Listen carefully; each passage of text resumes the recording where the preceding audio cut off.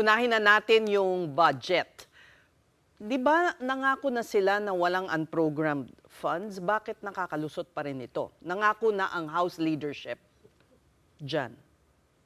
Actually 'no, sa'tin, dismayado tayo sa desisyon na tuloy-tuloy yung pagkakaroon ng unprogrammed appropriations. Matagal na ang ating kritisismo dito sa Makabayan Block 'no, na meron pa ring unprogrammed appropriations. In fact, finlag natin yung sudden rise in billions 'no, ng pag-park diyan ng mga proyekto, na supposedly dapat ay nasa line items sila. Mm.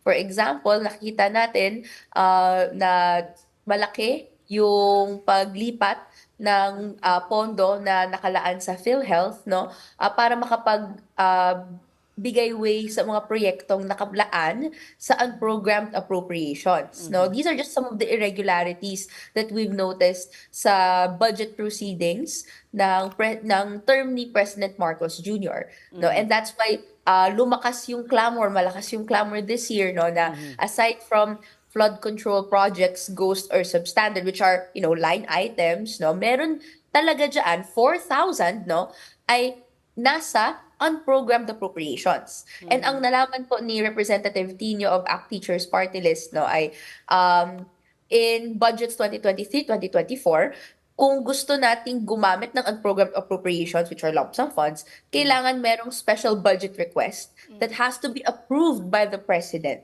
para mai-disburse po ito.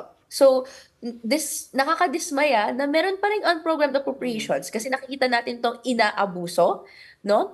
At because hindi itemized yung projects under this, no, ay madaling abusuhin para maging source of corruption na hindi na-check ng as transparently or as comprehensively in a normal budget season kasi wala siyang line item at nakakalagpas sa mga scrutiny ng Congress people or even the civil society organizations.